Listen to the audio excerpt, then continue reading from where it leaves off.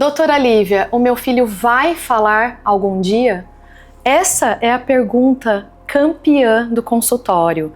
Quando os pais de autistas chegam, a primeira pergunta feita, dentre todas as outras queixas, é essa. Por isso eu trouxe hoje para o nosso primeiro episódio da segunda temporada do Café com a Neuro, a nossa fono especialista em autismo, Carol Feleto. Carol também faz parte da minha equipe. Já falei para Carol abrir a agenda até de madrugada, né, Carol? Sim. De tanta criança que eu mando. E hoje a gente vai falar tudo sobre essas dúvidas. Eu reuni aqui os meus papeizinhos que vocês já conhecem pra gente tirar a dúvida com a especialista. Antes disso, Carol, aqui está o nosso café pra gente saborear enquanto a gente conversa.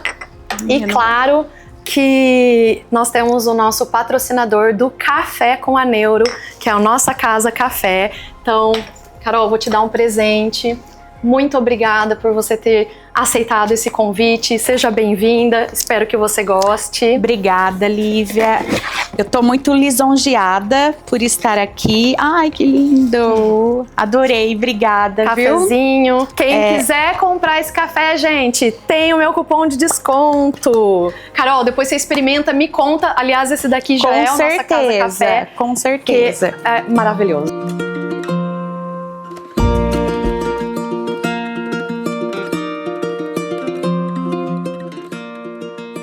Então, Carol, essa é uma queixa, então, que todo dia bate na sua porta. Sim, Lívia, todo dia. Então, eu sempre tenho, durante a semana, sempre famílias ligando, querendo marcar a avaliação. Meu filho não fala. E agora, o que eu vou fazer? Como que você faz essa avaliação? Por exemplo, a criança autista já diagnosticada e muitas vezes, né, nível 2, nível 3. Como que você recebe essa criança, começa a fazer essa avaliação para poder direcionar para a meta, para uma intervenção? Como que funciona isso lá no consultório? Então, primeiramente, né, sempre quando chega para mim, chega, vamos dizer, no nível 2, né? Nível 2 não fala. E aí, o que eu avalio nessa criança? Então, eu avalio a linguagem, a forma dela se comunicar. Então, se ela consegue entender aquilo que eu falo, se ela tem uma compreensão, se ela consegue seguir ordens simples, então, vai ali, pega um copo para mim, se ela tem um contato visual, se ela tem habilidades de sentar, de compartilhar, de apontar. Então, eu começo minha avaliação por isso, né, por esse caminho. Mesmo porque, né, Carol, a gente tem que ficar atento a todos os sinais, porque tudo na criança é indicativo de uma forma de comunicação, até o olhar, né, isso que você falou, o apontar, o compartilhar. Então, tudo isso tem que ser avaliado desde o início para saber esse potencial. Sim, e aí eu avalio, né, depois que eu avalio, eu acabo conversando com a médica responsável do caso. Sim, que é importante essa troca, né? E aí eu passo aquilo que eu vi e a partir daí eu monto o programa, né, o que eu vou estar aplicando na terapia com essa criança. Então, essa discussão, né, profissional, médico, é importante para a gente ter metas, objetivos na terapia, dar aí uma luz para a família, até porque posteriormente a família vai entrar, vai participar de toda essa intervenção. E também, né, Carol, porque às vezes muitas crianças que são encaminhadas, não só o nível 2 que está mais definido o quadro clínico, mas até a criança, um nível 1 de suporte, que ainda não fala, existem muitos comportamentos que sobrepõem o comportamento do autismo e que não necessariamente é um autismo, pode ser outro tipo de atraso de linguagem, um transtorno do desenvolvimento da linguagem. Então, você chega a utilizar algum protocolo para fazer esse tipo de diferenciação? Na verdade, Lívia, o que a gente faz, que é importante falar, é saber diferenciar se é um atraso ou é um autismo, é uma avaliação comportamental. Então, é importante a fono entender também de comportamento. Isso é um ponto muito bom, né, que você falou, porque quando o fono faz uma faculdade, ela não tem essa formação voltada para o TEA. Não. Por isso que hoje a gente tem esse senso comum de falar fono-aba. Sim. Mas não existe fono-aba, é isso? Isso. Na verdade, isso não existe. Na verdade, os médicos colocaram isso como uma forma de ter uma fono com especialização em aba. Por quê? A nossa formação de faculdade é diferente, mas para a gente trabalhar com aba, a gente precisa entender de aba. Se a fono não entender de aba, ela acaba com o trabalho da psicóloga. Tá? E também acaba com o tempo dessa criança, né? Porque vai patinando, não vai evoluindo.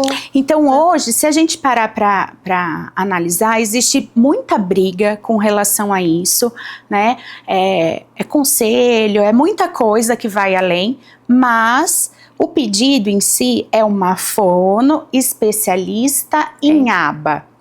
Tá? Ela tem que entender, ela precisa entender. Até para conseguir manejar alguns comportamentos para a criança conseguir ser trabalhada. Sim. Né? A grande briga, eu acho que é legal a gente falar isso, que a grande briga é porque se a gente pegar os programas do ABA, ele trabalha muita fala e linguagem. Porque ele fala que fala é um comportamento. Então, essa é a grande briga. Então a fono vem e fala, ele trabalha a minha área, a psicóloga está entrando na minha área. Mas na verdade, se a gente for estudar, pegar a fundo mesmo, o que a fono está fazendo?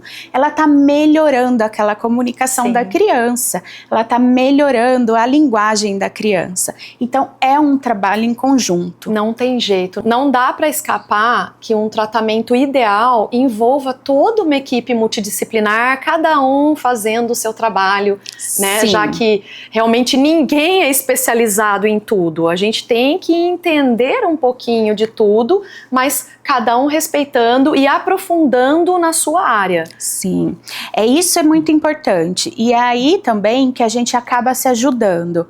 Então, muitas vezes é um trabalho integrado. A gente ajuda no trabalho da psico, que ajuda no trabalho da TO e vice-versa. Às vezes, o que a TO faz lá, ela pede para eu tá dando continuidade na minha sessão e vice-versa. Então eu falo, tem como você trabalhar isso para mim? Mas sempre fundamentado no ABA, onde todo mundo fala a mesma língua. Perfeito, perfeito. Agora, Carol, sem ser especificamente no TEA, vamos falar daquelas criancinhas, dos bebês que já vão para a escola, fazem a puericultura com o pediatra, ou a própria professora, a própria cuidadora da escola que cuida dessa criança que ainda não fala. Quais são os sinais que os pais podem ver quando eles chegam no pediatra, por exemplo, o pediatra fala assim, calma, tem o seu tempo, espera um pouco, ou então que não fala, ele fala, bota na escola, vamos ver. Que sinais que os pais podem ver para eles acenderem esse sinal de alerta e procurarem uma fono? Olha, Lívia, isso é muito importante, a gente está falando sobre isso. Hoje já percebo melhora, né? Já tem mais encaminhamento de pediatra, mas antigamente, lá atrás, vamos pensar, há uns, não muito longe, uns 6 anos atrás, a gente não tinha isso. Então, ia no pediatra, cada um tem seu tempo. E na verdade não, gente, existem marcos da linguagem, tá? Então, vamos pensar aí, uma criança que chegou com 1 aninho de idade, tá bom? 1 aninho. A gente vê que ela não fala papai, mamãe, não, sim. A gente coloca até 18 meses que a criança tem que estar falando mais ou menos umas 10 palavrinhas, né? E aí a criança não tá falando nada. Aí chega lá com 2 aninhos, tem que estar com um vocabulário aí de 200 palavras. A criança fala no máximo 10 palavrinhas, não forma frase.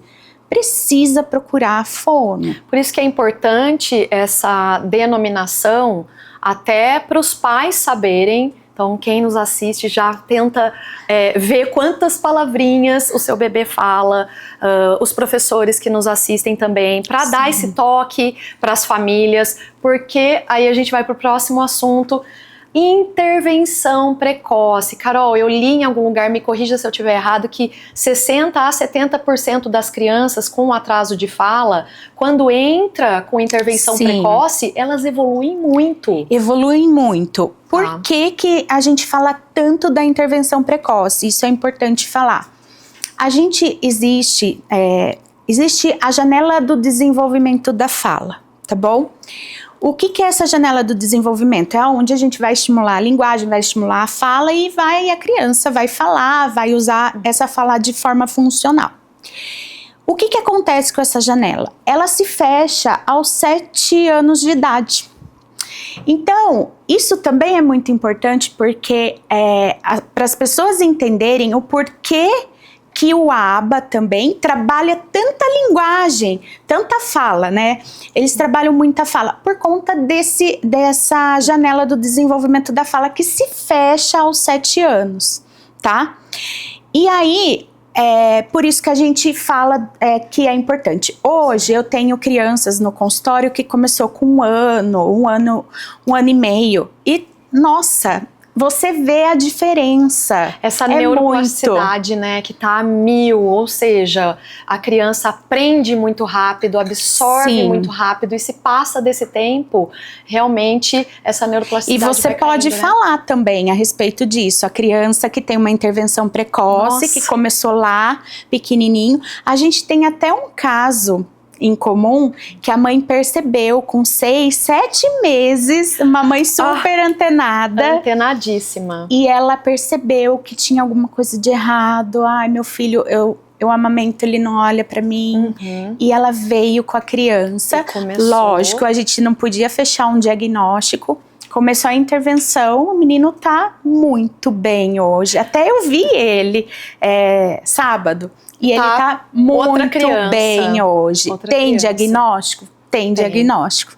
Mas ele tá ótimo, porque começou muito cedo. Exatamente. Por isso que hoje esse tanto de informação, a internet, né, a gente fala que a internet é ruim, mas a internet é boa, mas ela traz muita informação e muitos pais agora já estão nos procurando. Sim. Esse caso, por exemplo, eu falo que é o meu case de sucesso do consultório, porque realmente, se não tivesse havido a intervenção precoce, essa criança teria evoluído pior e até a gente começar do zero com ela a partir de uma idade que fosse percebida, talvez não tivesse tanto sucesso igual hoje. Sim, então a intervenção precoce é muito importante. E aí eu acho que já cabe um gancho pra gente falar até da fala. Meu filho vai falar, vamos pensar um pouco na questão do nível 2, nível 3, né?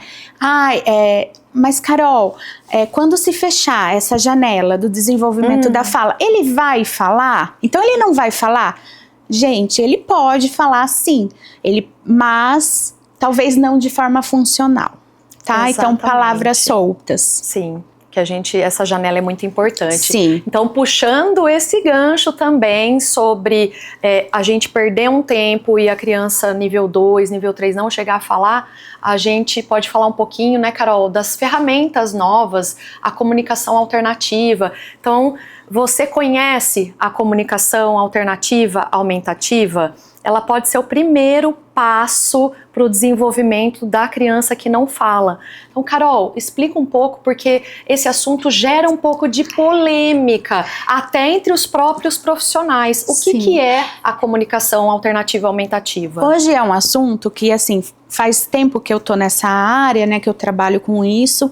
Então, existem pessoas a favor e existem pessoas contra, tá? As mães também, eu percebo que tem muito preconceito com relação a isso.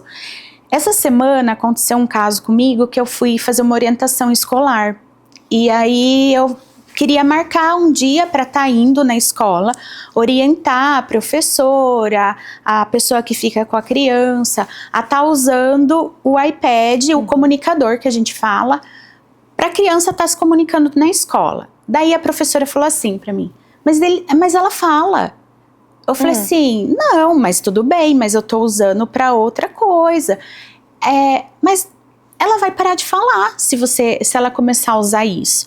Então existe muito isso. Vai entrar com a comunicação alternativa, não vai falar. E isso é um mito, tá bom? Por quê? o comunicador, o que ele ajuda? Ele ajuda a criança a vir a falar. Então, se a criança, a gente tem que pensar nisso também, se a criança, ela tem a habilidade da fala preservada, ela vai vir a falar. Isso daí é uma ponte. É uma ponte, é uma ajuda. Então, por isso que chama comunicação alternativa aumentativa. Aumentativa por quê? Porque a gente aumenta aquele repertório da criança. Certo. Então, a criança tá lá, ela fala, mas às vezes ela quer dizer alguma coisa que ela não sabe como dizer. Então, ela vai lá no comunicador, ela procura e fala. Com isso, a gente também consegue evitar crises. Porque se a criança não consegue se comunicar, a gente pode gerar uma crise. Que é muito pior. É muito pior. E Carol, eu falo tanto, eu tento convencer as famílias diariamente sobre a importância da comunicação alternativa, né, e aumentativa. E eu percebo, não sei se você percebe isso, o que eu tenho percebido nos últimos tempos em relação a isso? Sobre os erros dos pais, os medos dos pais, o que eles erram em pensar. A primeira coisa que eu percebo é que eles não presumem, eles não querem presumir a capacidade do filho. Então, não. Comigo, com meu filho não vai funcionar, ele não vai conseguir, ele não aponta, ele não vai fazer nada disso. O segundo erro é eles acharem que precisa de um pré-requisito. E não precisa de um pré-requisito. E o terceiro, depois eu quero até que você comente sobre esses três com a gente. É sobre usar a comunicação alternativa como demanda. E não é para ser assim, é para ser algo natural. É para ser modelado aquela comunicação. Então a gente modela a comunicação. O grande problema que a gente tem é que assim, quando a gente entra com a comunicação alternativa, todo mundo tem que realizar. E aí todo mundo tem que estar de acordo. Então, família, escola. Não é assim, eu vou fazer só na sessão de fono. Leva e deixa e a fono faz o papel dela, né? Não, tem que levar para casa, tem que usar em casa. Se vai na natação, tem que usar na natação. Se vai... Tem que usar em todos os lugares. E aí... Fica difícil o trabalho da fono, porque, mas ele não faz em casa. Exato. Não, gente, para a criança generalizar aquilo, ela precisa utilizar em todos os ambientes. E Carol, muitos pais estão vendo, né, os filhos de outros pais com o iPad na mão, mas a gente tem várias formas de comunicação, né, de baixa tecnologia, média tecnologia, alta tecnologia. Conta pra mim, como que é estipulado isso? É assim, Lívia, eu vou falar um pouco da modernidade agora. A gente acompanha isso. Então, por exemplo, antigamente, há uns 5 anos atrás, vamos colocar, a gente usava o PEX, né? Que é até usa hoje ainda, não é usava, a gente usa também, tá? Que é uma comunicação alternativa de baixa tecnologia. Que é um livro que a gente coloca as figuras e a criança vai se comunicando pelas figuras, tá bom? Então a gente ensina a criança a se comunicar pelo aquele livro. A gente também tem o chaveiro, que eu utilizo ainda bastante. Tem criança que eu tenho que usar o chaveiro, ela não consegue usar um iPad. Então eu tenho que usar o chaveiro. O chaveiro como que é? São poucas figuras, sim, não, quero, esperar. Então, palavras básicas. A mãe vai num shopping, ela tira o chaveiro e ela vai usar o chaveiro como comunicação para a criança poder entender. E aí a gente tem os iPads, então a família chega, ela vê nas outras terapias, né, aquele lá, o fulano tá usando um iPad, ciclano tá usando um iPad, eu quero que o meu filho também use. Ele também tem que ter. Só que não é assim. O que eu faço? Porque é uma coisa cara. Então, eu tenho os iPads lá na clínica que eu utilizo. A criança conseguiu? Ok, família, vamos comprar. Vamos fazer esse esforço, né? Investir. Vamos comprar, vamos investir, vamos comprar. Mas isso, quem avalia a capacidade da criança para utilizar esse tipo de comunicação robusta que a gente fala? Porque muitas pastas, são figuras, então a criança precisa entender aquilo, ter uma compreensão daquilo. Sou eu que avalio. Tá. Então eu vejo se ela tem essa condição, Tá. se ela consegue apontar ali, Aí procurar. Aí sim, entre alta, baixa tecnologia, tem que ter a avaliação da fono para o pré-requisito. Sim, para ter o pré-requisito. Todas as crianças são aptas a usarem Sim. a CAA, a comunicação alternativa, mas pré-requisitos para degraus, de tecnologia, isso. você que tem que fazer essa avaliação.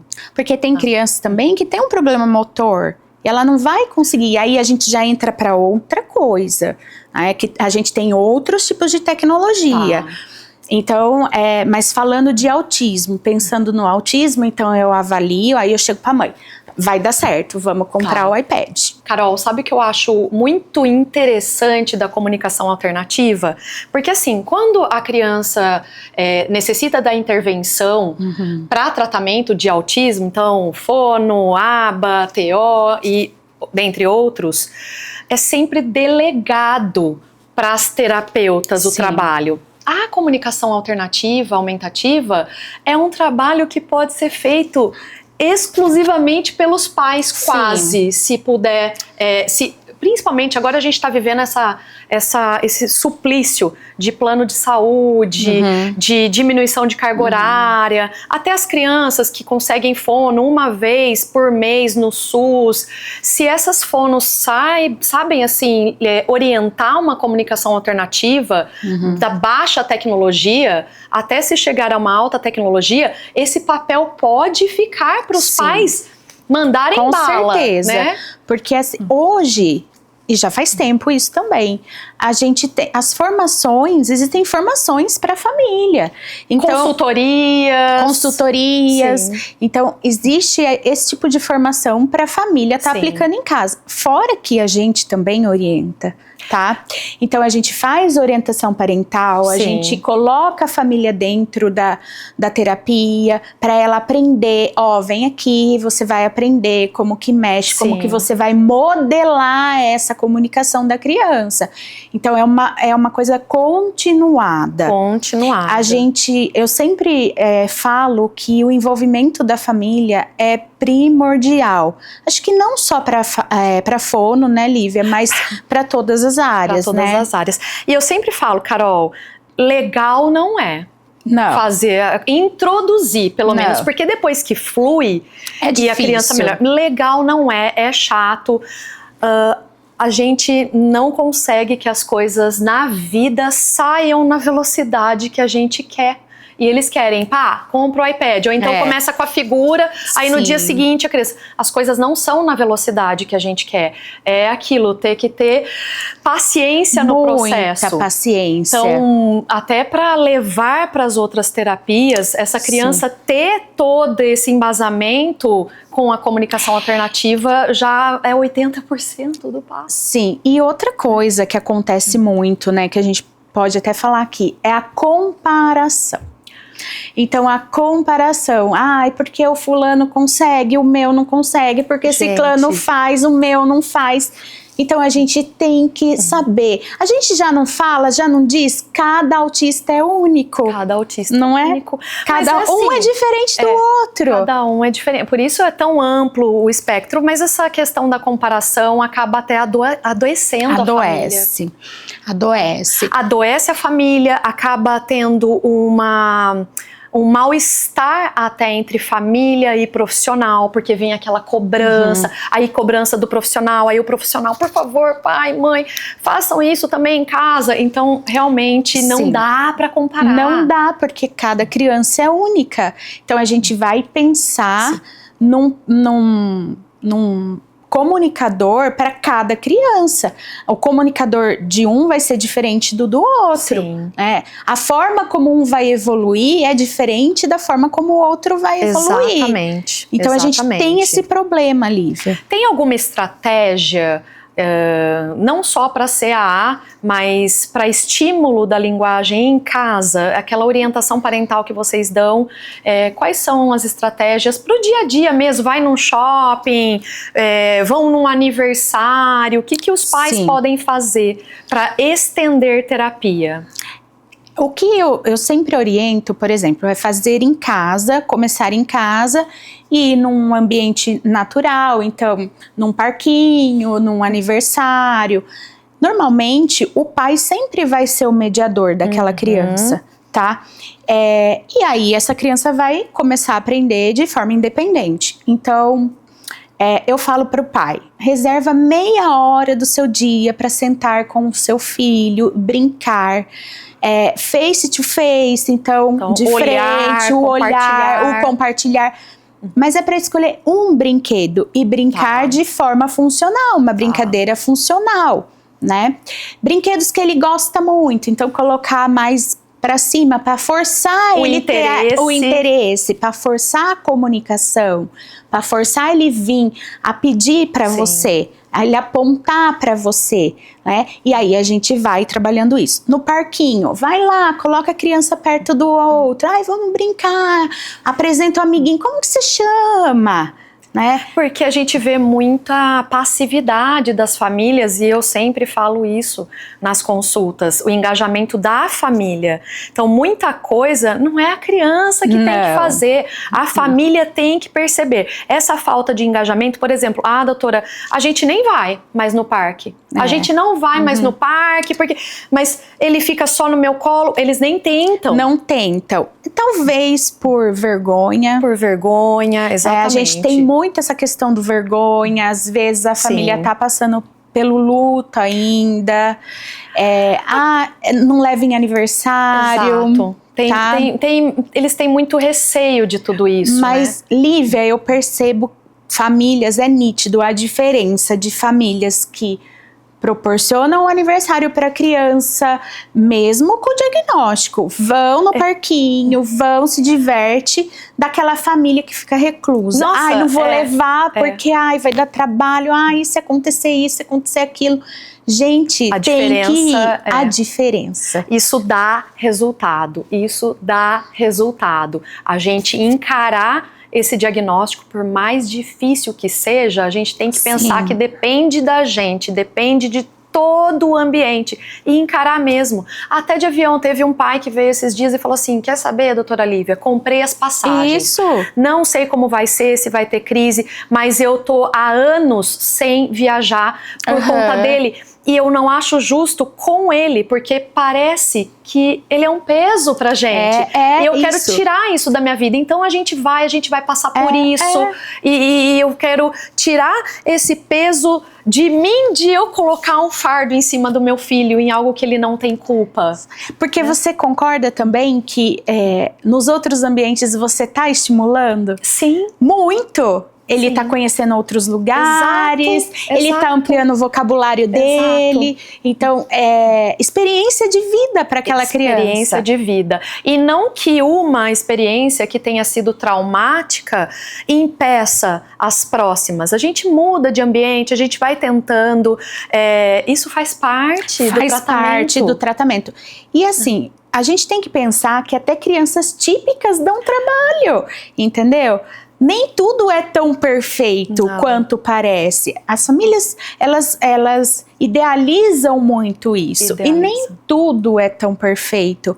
Criança típica dá trabalho. Criança típica é difícil também. Eu tive um pai também, uma mãe que falou assim, doutora Lívia, o meu filho típico dá mais trabalho que o atípico.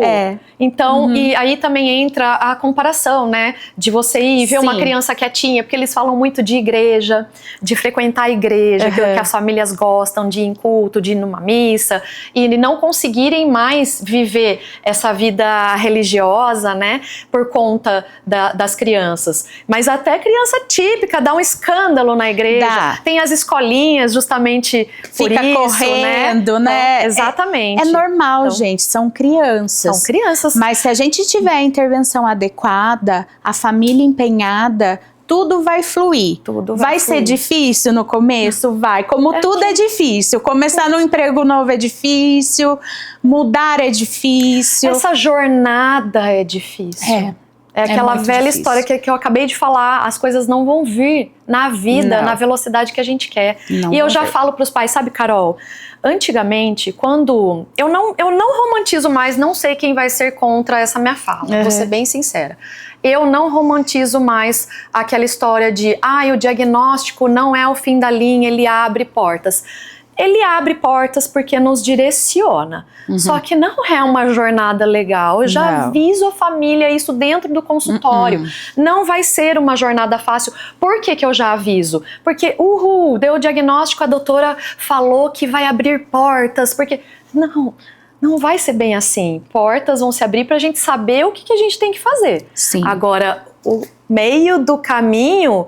Não tem como evitar que não seja uma montanha-russa de emoções, Sim. de dores, de alegrias. Então, é isso que a gente sempre tem que avisar as famílias, que orientar as famílias, que acolher nesses momentos, porque não é fácil. Não é fácil, não é fácil, mas é assim, é um processo de aceitação que eu vejo, a família passa pelo luto, e é importante a gente falar sobre a aceitação também.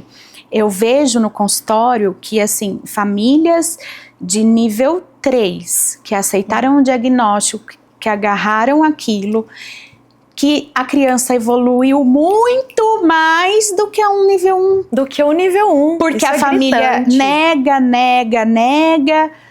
acha que não precisa, e é gritante, isso. E Carol, a gente tem muito paciente em comum que a gente passa por isso. Sim. E que nós até comentamos entre nós, nas reuniões multidisciplinares, o que tá difícil? O que tá mais difícil pra gente desempacar é a não aceitação das famílias, principalmente nível 1 de suporte, né, Carol? A gente falou disso essa semana, nível 1 de suporte, né? Tá muito difícil a aceitação, muito E aí difícil. o que acontece? O tempo tá passando, a família não vai atrás. Não vai atrás, acha que não precisa, e aí a gente entra num outro ponto, né? Que é, essa criança tá crescendo, e aí vai na escola, começa a segregação, e aí a gente parte para uma outra coisa, que é a adolescência, os hormônios. Aí foi virando a bola de neve, né? E a família não consegue entender isso, o quanto ela tá prejudicando. Exato. Não, eu tive muitos casos, pessoal, inclusive de mães que me assistem agora, que lá atrás não aceitaram e era coisa, sabe, as pinceladas? E voltaram ao consultório depois de 5 anos, já a queixa era desse tamanho, a queixa ficou desse tamanho, porque a gente não entrou com a intervenção é milagrosa. Sim, terapia é vida, né? Terapia é vida. Terapia é vida. Então, esse é o nosso intuito, né? A gente passar essa informação tão importante para os pais, a gente disseminar essa informação de quanto antes, melhor. E sim, funciona. E sim, a ciência já mais do que provou que isso funciona. Carol, eu queria falar um pouco sobre ecolalia. Tem muitos pais que me perguntam e eles vêm felizes. Antes a criança não falava e agora essa criança repete tudo. Você tá com fome? Fome. Oi, viva, viva! Eles falam, doutora Lívia, tá falando! Começou a vir com novas palavrinhas, só que é a tal da ecolalia. Conta um pouquinho se eu explico a ecolalia para eles, mas eles falam, então, isso é bom, dá para aproveitar isso? Conta um pouquinho sobre a ecolalia. Lívia, a ecolalia realmente é boa, vamos falar que é boa, então a gente aproveita a ecolalia na terapia, tá? Isso é muito comum em crianças com TEA, ter um atraso de fala, começar a falar e aí vira a ecolalia.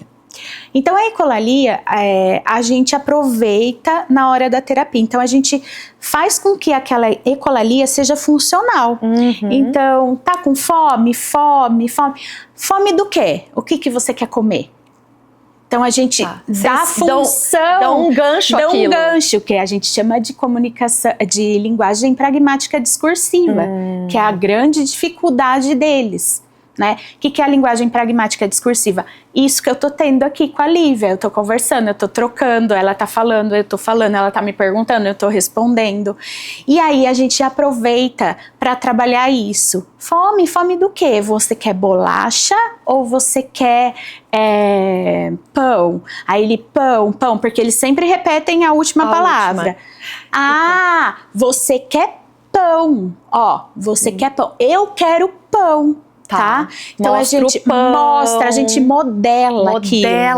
Modela. Isso. E aí a gente também tem a ecolalia tardia, que acontece muito nas crianças com autismo. Então eles chegam na terapia com falas de desenho animado. Que assistiu, aí solta uma fala lá do Bob Esponja, um exemplo. A gente usa aquilo lá. Ai, você assistiu Bob Esponja? Vamos pensar nos personagens que tem lá no Bob Esponja? Quem que falou isso? Foi o Bob Esponja? Foi o Lula Molusco? Quem que foi? Foi o Patrick? E aí a gente já entra, ai, que cor que é o Patrick? Porque ele tá dentro daquele universo de um desenho que ele adora, então a gente pode expandir. E a gente expande. Então a gente usa a ecolalia a nosso favor. Tá. E logo isso, usando ao nosso favor e sendo bem trabalhada, ela vai sumir. E vai começar a aparecer uma fala melhor. Então, mesmo uma ecolalia totalmente disfuncional, a gente vai fazer ela funcional. Perfeito. Carol, saindo um pouco da ecolalia, que é essa repetição, seja tardia, seja imediata. A criança, quando fala, as mães chegam para mim e falam que ele joga as palavrinhas soltas. Como que a gente pode trabalhar isso em casa para dar uma continuidade, o que é feito no setting terapêutico? É a mesma coisa, Lívia, a gente modela aquela fala. Então, a criança chega para a mãe e fala, água. A mãe vai, eu quero água. Você quer água? Eu quero água. E entrega a água para a criança. Isso também a gente trabalha em terapia, tá bom? Então a gente trabalha com formações de frases, com figuras, bem lúdico. A gente põe personagens no meio, a gente faz perguntas. O que o personagem tá fazendo? Ah, ele tá na piscina. Olha, ele está nadando na piscina. Então a gente vai dando modelos, né, em casa também, em qualquer ambiente. Acho que todo ambiente é ambiente de estimular. Por isso que os pais têm que entrarem, engajarem tanto nisso, né? Porque se faz isso só lá... Não adianta. Né? Aí a gente não vê o resultado. Não vê. A gente entende que a família tá cansada, a gente também cansa. Nossa. Né? Mas é importante fazer, porque depois você vai ver um resultado. Sim. Né? Uma evolução satisfatória que a gente fala. Sim. Então você dá significado para a palavra, modelando e montando frase e dando exemplo para a criança. Com aquilo ela vai aprendendo. E também usar muito visual, né? Que a gente fala da comunicação alternativa, mas nisso também vai funcionar. Porque a criança, ela é muito visual. Ela é muito visual. Então, esse é um dos princípios, inclusive, da criança autista. Sim. Não na sua totalidade, mas é um clássico, né? Tanto é que no consultório a gente usa muito visual. Formar frase só no visual, com figuras. A gente vai montando a frase, faz a criança falar. Perfeito. Tá? Então é isso. E assim, falando nisso, né, que tem que estender para todos os ambientes, mas quanto que você acha de número de terapias necessárias na semana? Porque isso daí é um assunto que pega muito. Ai, doutora, meia hora por semana? Ai, 5 horas por semana? Como que é definido isso e qual que você acha o ideal para as fonos conseguirem fazer um bom trabalho para isso também se estender? É assim, o que eu penso a respeito. Uma criança com atraso de fala significativo, 1 hora por semana, eu não vou conseguir fazer nada. Porque é meia hora só para a criança sentar. 20 minutos, só para eu conseguir ajeitar a criança na terapia, organizar ela, mostrar as atividades. Então, uma criança com atraso, estamos falando de criança autista, com atraso significativo, não tem como a gente fazer 1 hora de terapia. Então, A carga horária depende de cada criança. Não é, porque fulano faz 4 horas, ciclano faz 3 horas. Bota no papel, tudo põe igual, no papel. né? Não é assim. Tanto é que a gente conversa muito sobre isso, né? Ó, Lívia, eu acho que essa criança 2 horas dá. Sim. Dá para trabalhar bem. Ó, essa criança tem um atraso, eu acho que tem que ser mais. Eu acho que 3, 4 horas eu acho bom. Eu falo todo dia com ela, todo dia. Sim, Carol, tô aqui com aquele nosso paciente. Quanto então que eu coloco aqui? Porque afinal tem a questão burocrática de plano médico e o médico tem que pôr.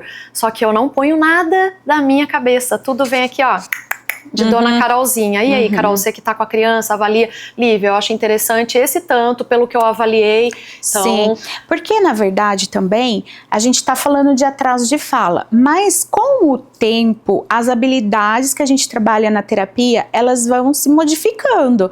Então, a fono, ela também pode trabalhar na questão pedagógica, tá? E aí a gente vai, aquilo que era um atraso de fala, vai para uma questão de escrita, uma questão de interpretação de texto, que eles têm muita dificuldade com isso. É uma teia, né? É uma teia, tá? Então, é até difícil de falar. As habilidades vão... começou a falar, eu vou tirar da fono?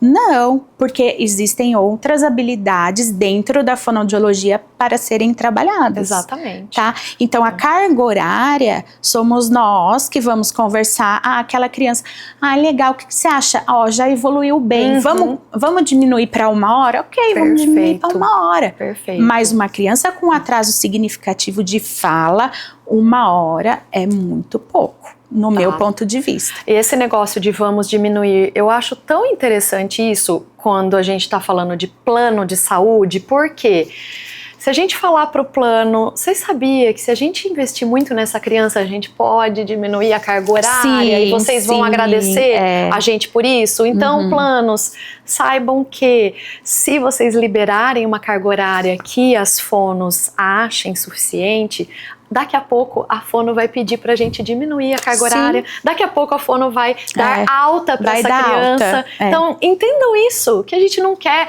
Carol, que pai que quer e que fono que quer que uma criança faça sessões pra sempre? Não quer. E outra, e a agenda? É muita... Agenda, isso que o plano também precisa entender, a nossa agenda não anda. Não anda. Não é dinâmica, não é né? dinâmica. Então, assim, a nossa intenção, né, o nosso propósito é fazer com que essa criança evolua. O nosso propósito é início, meio e fim. Isso. É isso, planos, pais, escola. Eu quero dar alta pro teu filho, eu vivo falando isso, eu quero dar alta, vamos evoluir. E eu já tive criança com alta, criança até com alta, que a família até ficou meio assim, sabe?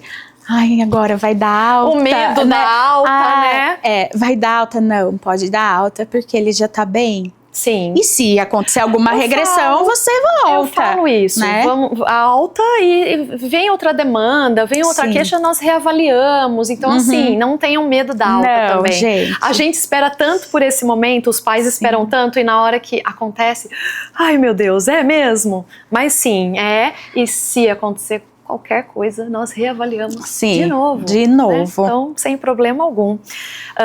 Carol, o que pode atrapalhar a evolução da linguagem de uma criança que está indo bem em terapias? Tá, então, novamente, falando de uma criança que está no espectro, tá? Hoje a gente sempre tivemos a poda neural. Sim. Tá? E isso é realmente uma coisa que atrapalha, uma das coisas, tá bom?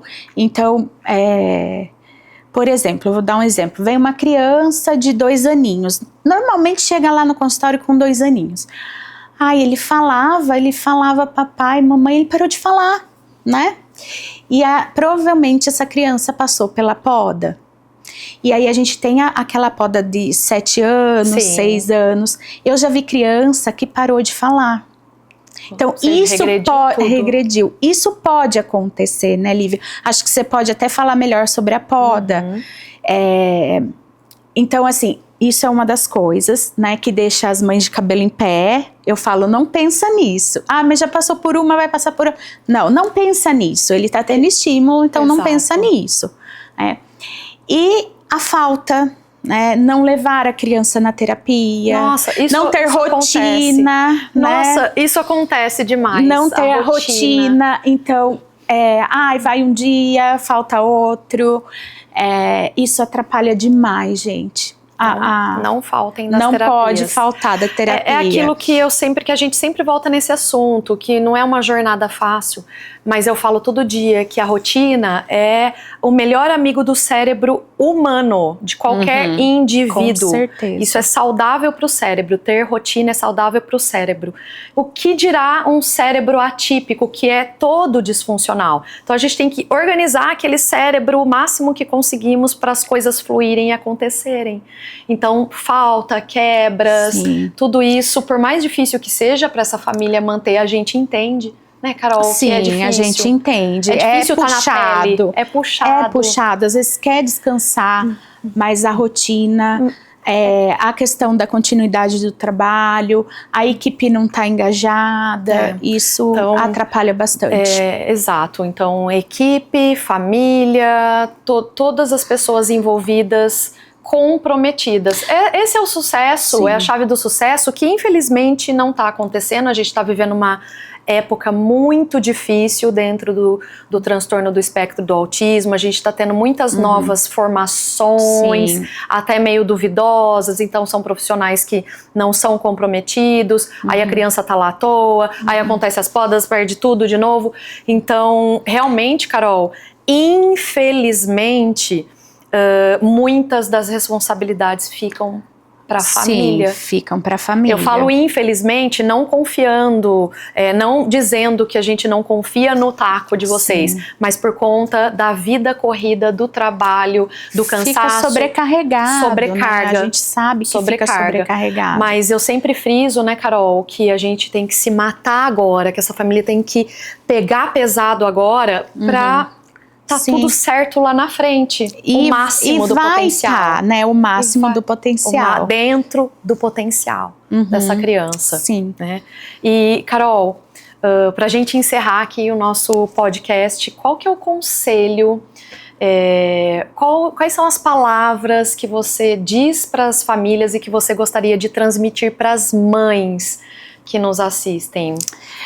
Então, primeira coisa que eu acho que eu já falei no começo é sobre não é cada criança tem o seu tempo. Então, perceber um atraso, procura um profissional qualificado que atenda aquela demanda, não que atenda tudo. Tá? Sim. Eu sempre falo, Lívia, eu sou fonoaudióloga, mas eu não atendo tudo.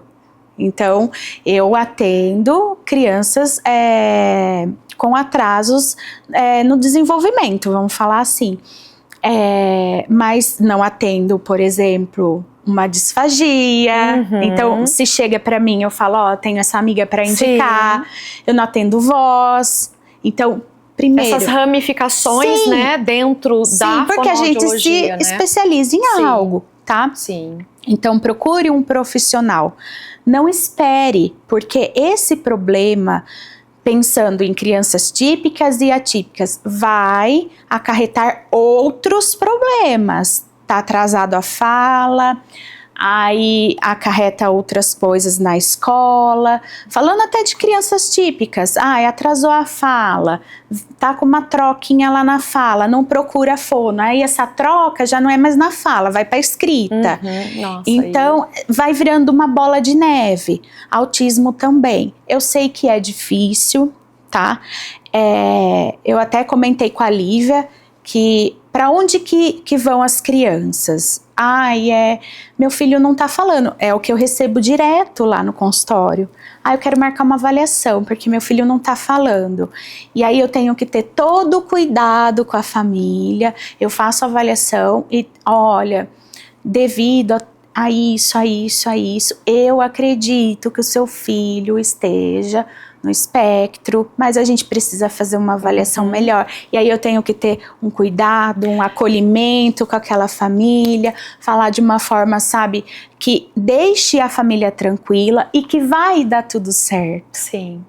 Né? E eu falo, né, Carol, quem lida com criança tem que ter um profundo conhecimento do desenvolvimento, porque são muitas nuances a serem avaliadas e realmente só os profissionais que têm esse profundo conhecimento que vão saber fazer todo o direcionamento, definir as metas, mandar para quem deve mandar, igual isso que você falou, né? Disfagia, da outra questão da voz. Então, sim, é uma coisa que eu não cuido. Não dá para você pegar essa criança e fazer o que você não conseguiria fazer fora da tua área, né? Então assim, até mesmo pessoas que falta experiência.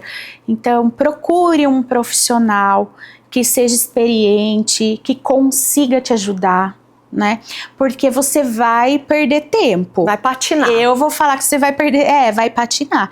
Igual um caso que eu encaminhei há pouco tempo para você, de um menininho de 11 anos. Né? Então essa família, durante todo esse tempo, ela achou que o menino tinha apenas um problema de fala. E não era, muito mais coisa por trás disso, e né, ela Carol? levou em tal lugar, que levou em tal lugar, que levou em tal lugar. Eles até choraram. Depois porque falou, que a gente... eu sei o que o meu filho tem.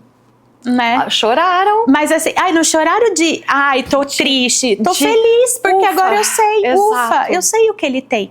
Quando a gente explica, né, com conhecimento, direciona, faz uma psicoeducação para eles buscarem também a informação, para ajudarem da melhor maneira possível. Então, o meu conselho é esse, que procure um profissional qualificado, um profissional que vai te ajudar realmente. E que você consegue ver os resultados. Sim. Porque é assim que você vai, ligar o sinal de alerta, não tô vendo o resultado, melhor eu já partir para outra opinião. Mesmo. Então, a gente acaba agora o nosso primeiro episódio da segunda temporada com essa participação mais que especial. Carol, obrigada, adorei que você veio.